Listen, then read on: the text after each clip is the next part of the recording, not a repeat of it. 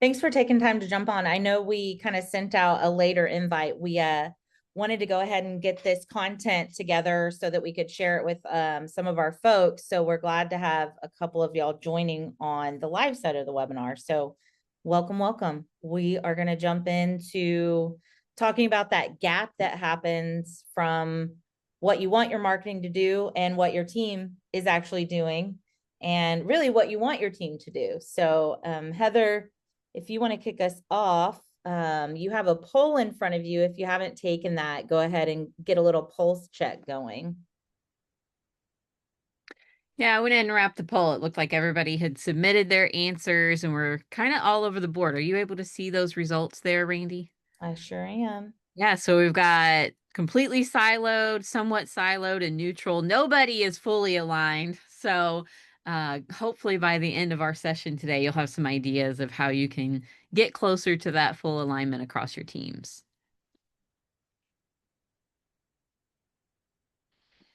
All right, let's just jump into what we're going to be talking about today.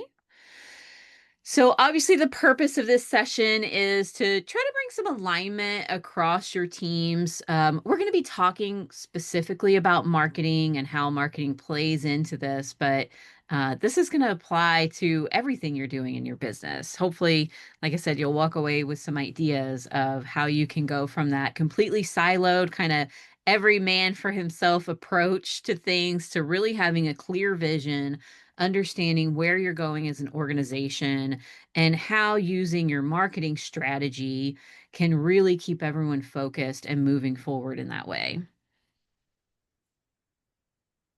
So, we're going to cover a few topics today. We're going to talk about how you can bridge that gap between your vision and your execution. So, we all have, or at least most of you probably have, a big vision of what you want to do with your business, kind of where you want to end up one day.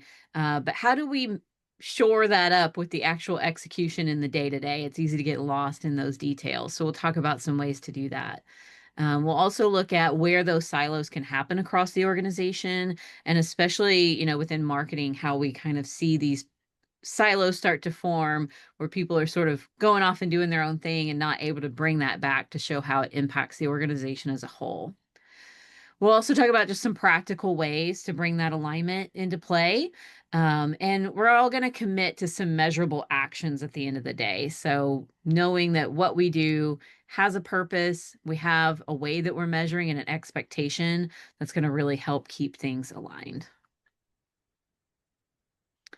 All right, I'll toss it over to you, Randy, to talk about why it even matters for us to be aligned. All right. So one of the things that we deep dive with often when we're launching with our clients is, why are silos forming? So what is it that's actually creating the misalignment, the division, and really just the lack of strategy? So what we see a lot is, one of the red flags is a lot of reactionary activity when it comes to marketing, or it's a lot of the sentiment of, well, we've done this, but it didn't work, and not knowing why it worked, because there were different goals or different metrics or different activities happening. And so one of the common things that we see when we're talking about where there's an alignment gap is that the vision really is only staying with the leadership. And so if you're a smaller organization, this may be that your vision is staying with you as the business owner. Or if you're a mid-sized organization, it may be that it's really only at the executive leadership team. And sometimes marketing's not even at that table, right? Because if you have a marketing specialist or a marketing coordinator, they're not necessarily even at the executive table. So really having that division in what the vision is and what has been communicated down to whoever is implementing the marketing, that's one of the big gaps. And so one example of how this could show up is, let's say that you as an owner, as a business, as an executive team, your goal is to eventually exit, to eventually sell the company. I know it's delicate what you're going to tell people, right? I totally get that. So I'm not going to tell you exactly how you would roll this out, but I am going to identify a gap. If you know that you have this long-term plan and your specialist, your marketing team who's actually creating your strategy or perhaps implementing is focused on short term, maybe they're more focused on just increasing revenue or just the new leads, then there's automatically a gap because you're going to be looking at how am I going to take action that's going to get me closer to this end game. Meanwhile, they're looking at what's the ROI that I can immediately report on in the next 30 days. So there's automatically a gap. And sometimes it won't be as clear, right, as it would be to us because we're speaking marketing language, but the vision staying with leadership. And so what that results in is that the teams, those executing, they don't really see the why. They don't understand the why. They're so focused on being tactical instead of strategic because they're not understanding the purpose behind why we're putting the strategy together. So really finding that balance of how to communicate from the top down to the implementation when it comes to marketing is key. And that's going to look different for every organization. But the takeaway here is that that is a very common reason for misalignment. And to ignore that will keep resulting in reactive actions instead of strategic priorities. And so what happens in the marketing world is strategies only known at the top. And so you've got marketing campaigns that are being created in silos. You have content calendars being created with absolutely no context because your marketing implementation team perhaps doesn't know that you want to focus on really highlighting your staff or that you're trying to create a brand around a certain type of persona, audience, things like that. And then it just results in your KPIs, your ROI, everything being disconnected and ultimately a disconnect from marketing and all of the other operational avenues. One of the most common is that marketing and sales initiatives. So whether or not you're a small business, a mid-sized business, maybe you don't have an entire sales and marketing team, but you do have sales and marketing activities, no matter where you are. And so that alignment can really be seen in those two arenas, if not other areas as you go down through. So the problem here at the end of the day is that strategy breaks down when there is this gap and it shows up in the day-to-day execution. And so one of the ways that we can stop and look at this is to talk about alignment tools. So when we're talking about alignment tools, there's a couple of things that we always like to refer back to that can help close the gap, but it really requires leaders to address connections. So disconnections in order to have connections. So the first step before we even talk about these alignment tools and the solutions, you got to admit there's a problem. And so based on the fact that when we came in here, no one answered fully aligned, I think we're already showing up with that mindset of, okay, yes, there's an opportunity to address a gap here. So once you've addressed that there is a problem, being able to identify what that problem is its own challenge, but then determining, okay, how can I begin to take steps? So one of the alignment tools is obviously KPIs. So your key performance indicators. What is it that you're measuring? At the baseline, are you as leadership, as owner, as executive team, are the KPIs that you have in place the same ones that your marketing team, implementer, strategist, that they're working towards? Yes or no? If you can't say yes to that, quick win addressing that. The second would be a true marketing strategy. When was the last time you sat down and developed a marketing plan? At minimum, once a year. That's something that should be done between your implementation team as well as the executive or you as the owner. The third would be, as part of that marketing strategy, looking at the next 90 days. So siloing out, what are you going to do in the next 90 days when it comes to marketing, and how can you address these gaps? So those are three of the tactical side of things, the KPIs, the marketing strategy, 90-day implementation plan, how you're going to kick it off. Two of the ways that you can step back and create action and momentum forward would be one, by tapping into what we call relational anchors. So who is it in your network that you need to bring in, talk to in order to start getting things done? And where is it within the gap do you need to decide whether you preserve, pivot, or pursue? So when you're looking at your gaps, when you're looking at what your opportunities are and regaining alignment, what aspects they need to be preserved, they don't need to change. So whether this is, okay, well, the team we have in place, we're going to preserve the team. It's not needing to change the team. Or do we need to pivot? Do we need to pivot to bring in a marketing consultant, right? We know a few people, I'm just going to say, if you need to bring in a marketing consultant, do you need to bring in an admin to help support your team? So where is it that you need to pivot? And then where is it that you got to pursue? So what are those new opportunities? What do you need to take action on?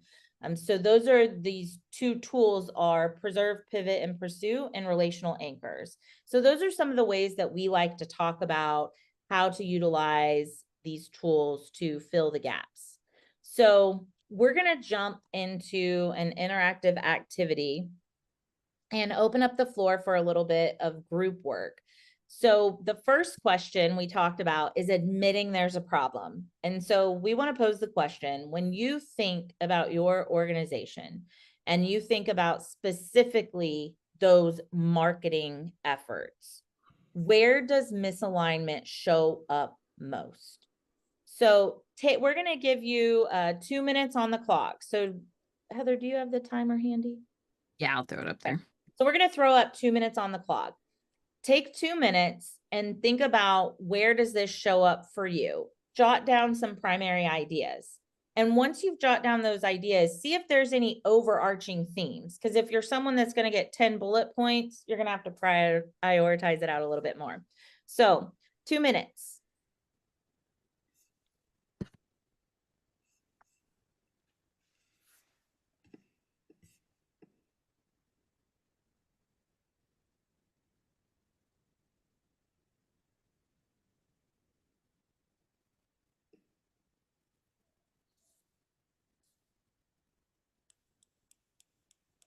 Randy, are you dropping me into a group?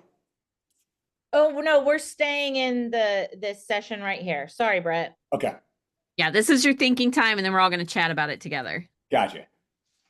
You can have an extra 30 seconds. Thanks. You know I always need the extra time. That's good. I'll pay that.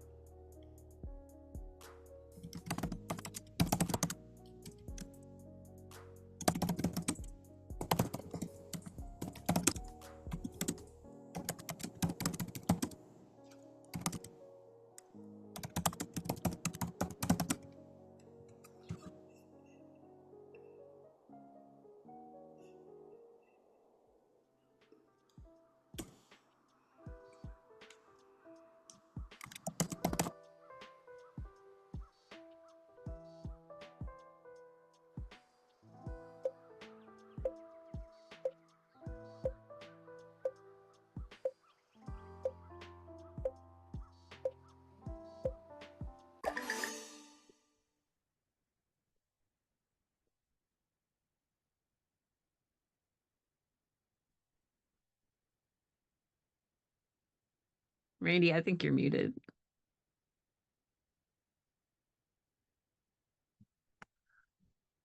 Everyone get muted. Oh my goodness. Sorry, y'all. Zoom keeps wanting to remute everyone. I'm back. Yeah, I won't mute myself again. I just was muting. All right. So pull out one of the prioritized misalignment items that you've identified and drop it in the chat. Let's see if you were to pick out what the top pattern is. Is it ownership where you're the problem? I think that's often, I'll throw us under the bus, Heather, often what shows up for us. It's very easy for, as partners, especially for us to silo and not communicate our vision properly to our team. So that's something that we have to be really intentional about. So drop it in the chat, and then we're going to invite you to come unmuted. You should have been given the gift of voice at this time. And what are some of the things that you see when you're thinking about the biggest misalignment breakdown for your team?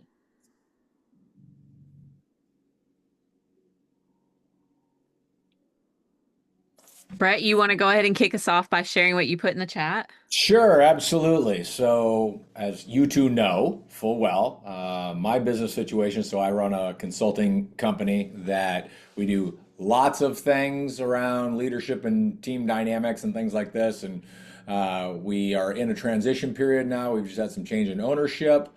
And so we're trying to get more targeted, more focused on a couple of our particular services and products, with marketing being kind of uniquely focused at lead generation, telling the world not everything that we do, but a particular subset of what we do because we think that's what can scale.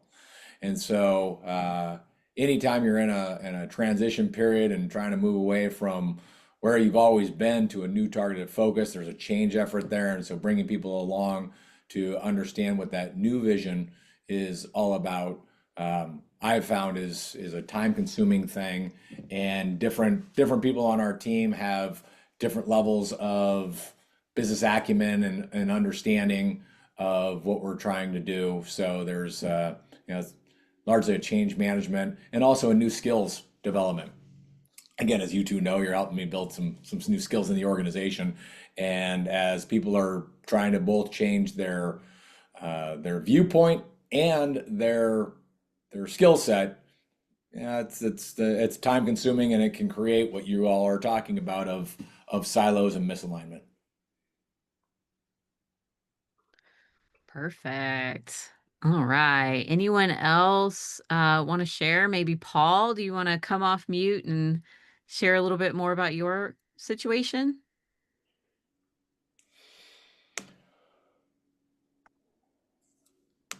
Unmute there. I'm unmuted. There we go. Perfect. No, I really don't, but I will. So, Sorry, Paul, I got to put you on the spotlight. you're only a great friend could do that. The challenge that I have been fighting with for literally 3 years is we have two large organizations that have been in business for 80 years, respectively, and we have been told to operate as one team. And the thing that I hope I never hear again, and I know I will, is, well, the way we do it over here is certain, variable, and the other team, well, no, we do it this way over here. And no one ever goes the next step and says, well, here's how we can meet in the middle. Here's where there's alignment, and here's where we'll accept change, because the folks are not happy about, neither side is happy about the change. And so that's the biggest challenge that I'm running into. And I guess, and then seconded by the fact that, and this is not a criticism, it's just normal human nature, the leadership has said, you've got to make this happen, but then they don't mirror it at the highest levels in other critical documentation like the P&L and some branding issues. They'll go, well, we still need to keep this separate because it has some intrinsic value. So it's kind of it feels like Groundhog Day. You're fighting the same battle every day. So. Yeah, that's a tough one. And I think that's something that as leaders, we definitely struggle with sometimes is emulating the behavior that we want to see in our teams, because sometimes it's a lot easier to expect others to behave a certain way. And I'm sure Brett could talk about this all day, but then not doing the same thing for ourselves and not being flexible and willing to change and go through the discomfort of change along with our teams. And the hard thing for me is communicating down to my team. They'll say, well, we want to go, I'll say, you guys want to go into leadership, and tell them, I want to go right in there. I want to go tell them. I try to explain to them, those folks aren't doing this because they're difficult. They don't want to. There's legitimate fiscal pressures that will be impacted if they make certain changes. And so they're making for want of a better term, a deal with the devil. They're going, this is what we need to do, because at the end of the day, we're about making a profit. So this is what we have to do, especially in a publicly traded company. So we'll get there. Perfect. Well, hopefully some of the ideas we're going to share next will help with bringing some of that clarity and unity into play. All right. Did anyone else want to come off of mute and share more about their situation? Yeah, I share on the chat that I'm working with a team that is part of a larger organization, and they're overwhelmed. They're more socially oriented. It's actually a large nonprofit, and they're overwhelmed sometimes in terms of time, um, and emergencies and urgencies, and so that's put them into a more everybody by themselves and being in safety, so that it's hard for them to think about collaboration. I think that's such a great example of how this shows up. The overwhelm is huge and really resulting in the burnout. And I think when you don't have the energy, right, to even get the priorities done, the idea of how to not be reactive and be collaborative is exhausting. I think, let's talk a little bit about how to fix the problems. So obviously, like, there's no way we're going to be able to walk out of here solving all the woes. But if there's an opportunity for you to walk away with one idea that you could begin going down the road of, that would be time well spent. So we're going to really challenge you to try and focus in on one aspect of what you're seeing as the highest priority when you're thinking about misalignment. And then let's begin to think about what can we do to move things forward and have some clarity and traction. So Heather, I wanted to toss it over to you to talk a little bit more about some of the ways to close the gap. And then we can move into talking more about, as a group, what y'all would toss out of some things that you've seen successful, whether it's in your own business or someone else's. Yeah. So, one of the first things that we do with our clients when we see this misalignment or these silos starting to happen is we go back to that vision, whether it's the long-term vision, whether it's just the short term of, hey, let's get through this existing problem, or let's get through this existing merger, or whatever the current thing is that's causing strife within the organization, and get clarity on what is the outcome that the organization wants as a whole. And then if it is, a larger group like Paul's, where you're kind of automatically siloed because of departments or because of the size of the organization, or if it's just individuals within a smaller org, let's really track some measurable outcomes for each individual, each department, that map to that vision. So going back to what Randy talked about before with KPIs, I think that we have to be really careful with that, because sometimes, especially with marketing, we start to think about KPIs in the sense of email opens, click-throughs to the website, right? These metrics that, yes, they matter. They're telling us how things are performing. But at the end of the day, they are not the KPIs that map to the bigger picture and that help keep everyone moving on the same track. And so we have to also think about what are those things, and they may be more sentiment related. They may not be as easy to track as an email open or, analytics on your website. But what are those performance indicators that we can really identify that show these individuals or these teams are really tracking and doing what they need to do to stay aligned with that outcome, that vision? And I think in our next breakout, it'd be great if we can maybe pick apart one of these problems and think of some specific KPIs that would help with that mapping. But having that clarity of not just the vision, because a lot of times that vision doesn't matter to anyone except for the key stakeholders, right? They may not really care, but if we can say, what is the outcome you're going to produce yourself or within your team that's going to map to this? And that's how we're going to really track our success. Then it becomes something that everyone can share in. The next thing that we want to think about is the connection, right? How can we see teams kind of crossing over and really tying their roles together to a strategy? So again, not just looking at, well, this is what I have on my plate for this week, or this is what I need to produce just to continue doing my job from day to day, but how are we connecting those teams or those individuals together and bringing it back to that overall strategy? This comes into play with more time connecting. I know within Brett's organization, they've really increased the amount of time they all spend together, doing more of that crossover, doing more of marketing and sales, having those important conversations and talking about what's going on and seeing, okay, how does this backtrack to our strategy? And if someone's getting off base and going in a different direction, it's really easy to rein that in and bring it back because there is that ongoing connection.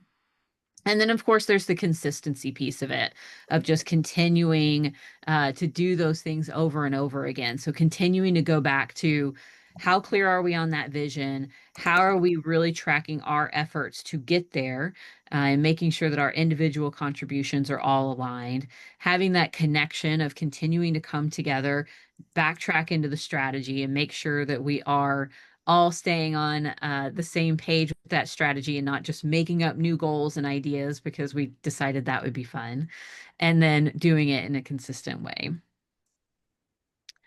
I'll also kind of bring this back to what Randy mentioned earlier, which is our idea of preserve, pivot, or pursue. Man, that's hard to say. Why do we come up with those three P's? Preserve, pivot, or pursue. So as we're running into those conflicts or things that just maybe don't make sense, or we don't have a great way to address them, that's some really clear buckets that we can put them in. So if we're looking at, our team performance or how things are going, when we're doing that consistent connection, using those three buckets of, is this something that we need to just keep going, continue on, kind of put our head down and muster through it and preserve our efforts? Is it a situation of we've really got to pivot and make a change in how we're doing something? Or do we need to pursue? We need to start imagining what else could we be doing in these situations. And we're going to share some examples here in a minute as we go back into our conversation. But again, looking at those relational anchors as well. So especially for y'all that are in smaller organizations, solopreneurs, you don't have a huge team to be bouncing these ideas off of, continuing to look outside of your organization and what are those other people that can help you solve these problems, whether it's a fractional CMO or a coach or someone that can give you more of that outside input on how to continue to move forward, is also a really important thing to keep in mind. All right, so let's kick off this next section of how do we actually break out of these silos and talking about some practical examples. Do you want to kick this off with maybe talking about an example of where we've seen this happen within one of our clients' organizations, and then how we address that? Yeah, absolutely. So one of the alignments that we had not that long ago with a client is that the leadership team the core leadership team is the one that put together the marketing strategy, right? So we went down the route, we put together what we call our blueprint marketing strategy, where it outlines, hey, here's what we're going to do for the first 90 days. Here's what the 12-month roadmap is. So, right, we're trucking along, everybody's rocking and rolling. And then after kind of this first launch period, you had other people come into the room that were actually people that are involved with the implementation, or people on the team that are being impacted, right? The ones that are perhaps going to be the service provider of said lead. So they started coming to the table. And although the leadership team and the initiative from the strategy was the long-term focus of really realigning their brand to be more expert focused and less reactionary. And so the leadership had the long-term vision, but the day-to-day folks were so focused on the short term that what happened is it almost caused a stall in being able to move forward, because instead of being able to say, yes, we're going to do this tactic, this priority that we've already all agreed to on the front end with leadership, it caused a stall, because of course you want to hear from those day-to-day people, you want them to be involved, but they were not told about the long-term plan. They were brought in to really just say, well, here's some ideas. And so one of the things that we were able to do, and that has been something that has been taken on, is that at least once a quarter, but really we've been doing it every kind of 45 days, 2 months, stepping back and doing a progress report where it's actually going back, looking at the actual strategy, looking at what's been complete, what's still left, and then bringing everybody into the room to say, okay, are these still the priorities? And so having that core strategy, having someone that is owning the task that's not the owner. So for our clients, it's us, right? In that fractional CMO role. But within your business, it may be your own marketing director, marketing VP, marketing specialist, or someone that's not even in the marketing department, right? Someone that's overseeing and kind of bridging this gap. And so having someone own that activity is huge. But then referring back to the strategy, but being willing to check in at a pace. So right now we're in an every 2 month cycle. Eventually we'll roll into an every quarter, because that's kind of a good cadence. And what that has done is allowed for new ideas to be brought to the table. But more importantly, everyone is consistently staying on the same page, because we're talking about that strategy. And I think sometimes when we put strategies together, we look at them as something that is stamped in red versus something that is flowing and shifting, because based upon results, you may want to do more or less of something. And so going and referring back to a strategy and then making a decision is not reactive. It is strategic. However, just creating a new idea because it's something that seems to make sense in the moment, that would maybe allow for more collaboration, or that maybe would take some of that pain or overwhelm off of people, that's where you have reactionary. So you have to come to the table with, here's the problem, the overwhelm, the pain point, the lack of collaboration. Now let's refer back to what we've already all talked about and bring it all back together. So that's one of the things that we've seen be really successful with that client, is having the progress reports, referring back to the strategy, and allowing for what the leadership team needs to be something that's being brought regularly to those folks that are on that day to day. I think too, I'm just going to add a little bit onto Randy's story. So one of the other issues that we see a lot of times in this situation is leadership has this strategy, they have this long-term vision, but at some point that breaks down into expecting immediate results from their team. Oh, yes. Even though we're focusing on long-term objectives. And in this situation, it was kind of the team that expected those short-term results, which is great. We want to see that excitement.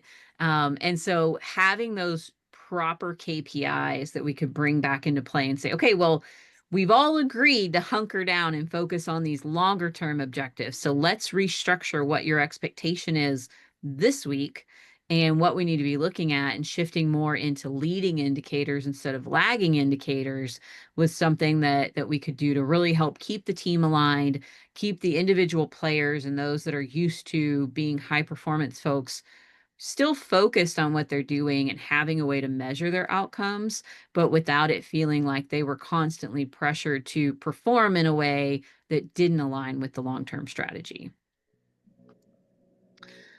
All right, so Paul, Brett, anyone want to come off your mute there and go a little bit further into maybe some ideas of how you can take this story or the idea of preserve, pivot, and pursue to help address the problems that you're facing in your organization?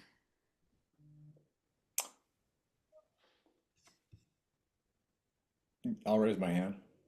Go for it. I think yeah, the idea of clarity and talking about it over and over and over again is at the heart of all of this, right? If you're trying to get people to think about things differently, if you're trying to get alignment on a new vision or a new direction or that long-term strategy that you guys are talking about, those long-term outcomes, I think talking again and again about those and asking people to think, hey, how are the tasks that you're working on right now, how are those contributing to that long-term vision?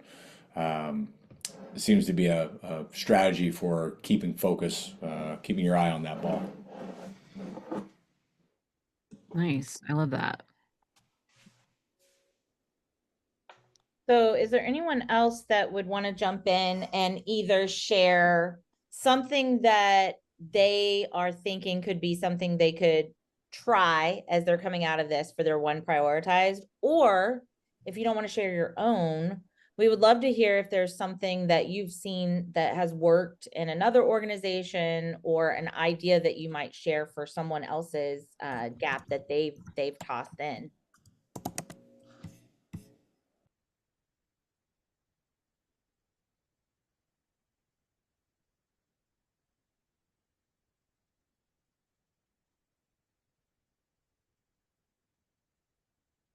All right. Well, we won't put anyone on the spot, but appreciate you sharing more about what you're doing over there, Brett.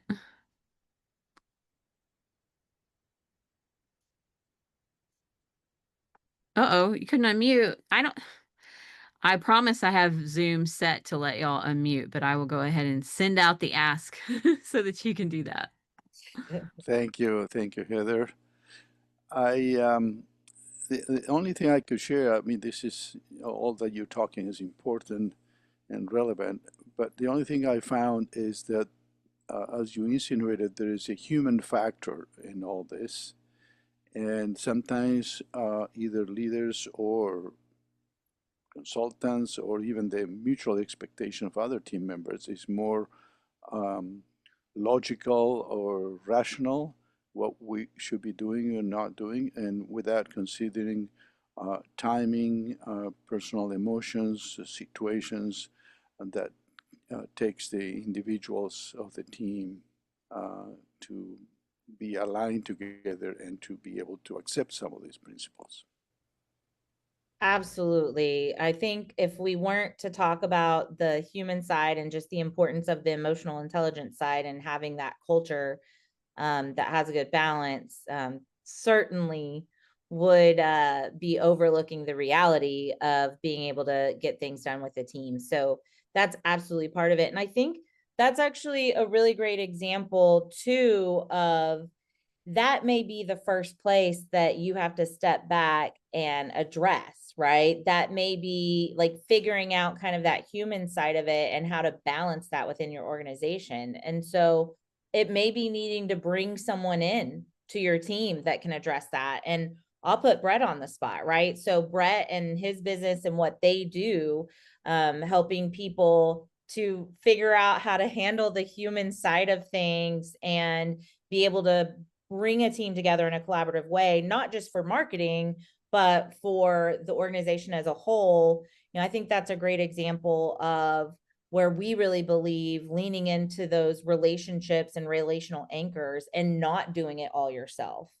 And so obviously we're biased on the marketing realm. Like our clients bring us in because, you know, once they get to the point of being able to address the marketing, they do need support to help get everyone on the same page. And so often bringing in that person that can address that very first problem, whether it's the human side, the culture side, getting it over the collaborative gap, that can be huge. And so that's part of where, once you have your problem identified, thinking through, do you need to preserve what you have and really protect a certain part of it better, perhaps? Is it that you need to pivot and lean into someone else in order to accomplish it? Or is it just that the team just needs to make some sort of shift, and it's kind of that hustle mentality, which we really try to stay away from in our world, but sometimes the hustle is what is the problem, right? So I think that's such a great example of, there may be things that have to be addressed first before you can really address being able to move forward in marketing. But marketing is absolutely a change agent and can be so beautiful to come alongside that, because it can be kind of that fun part of bringing people together and getting people on the same measurement side of things. So thank you for sharing that, for sure. Yeah, and I'll just add in, I think Randy and I kind of have that like right brain, left brain representation. So, you know, That's true. I always love to bring it back to that data and setting those clear expectations and having more of a little bit of a black and white view on how we're progressing. Obviously, addressing the human side of it is incredibly important, but being able to really bring that back to clear objectives, clearly tying that to the overall strategy, which is based on the long-term vision, makes for a much more fair assessment of how things are progressing and takes some of that human element and that, you know, we can tend to distort reality a little bit in our heads. So that's one way That's that I like true. to keep that a little bit more of a level playing field, is bringing it back to those KPIs that are tied to the strategy and the vision. That's a really good point. The beauty of the marketing side of things is that we actually can know if things are working or not working, and it doesn't have to be just on a gut feel or a vibe. So that's a really good point. Okay, so as we wrap up, we appreciate y'all letting us steal a little bit of your time today. And Heather has tossed up our final poll for our team alignment chat, which is thinking about what you've prioritized as one big gap that you think of when it comes to your team and your marketing being aligned. What is it that you could start to focus on today? So clarifying that vision, is that the gap? Is it resetting priorities and trying to figure out how to get less silos, less priorities? Is it focusing on those KPIs and those measurements like Heather was just talking about? Is it engaging an outside person? You know, the example of, do you need someone like a Brett in your life, right, to come in and help get your team moving in the right direction? Or is it all about processes? So if there is something out of whack in the day-to-day, sometimes it's just needing to bring everything together for the process. So if you were to say, if you could only pick one, what would your one be?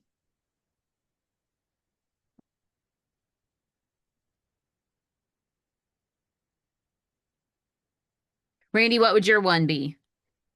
I actually put, it was hard, but I actually put reducing the silos. And by that, I think it's the idea of having too many priorities is no priorities. And so that's the one that I leaned into. So now I'm going to have to commit to that because you asked me.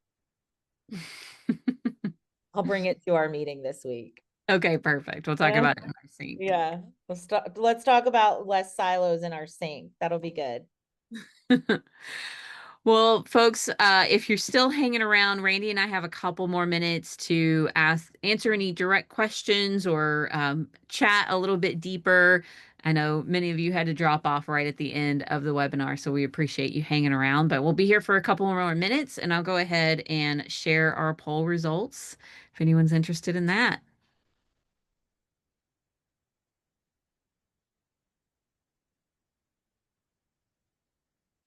All right, thanks. Talk to you later.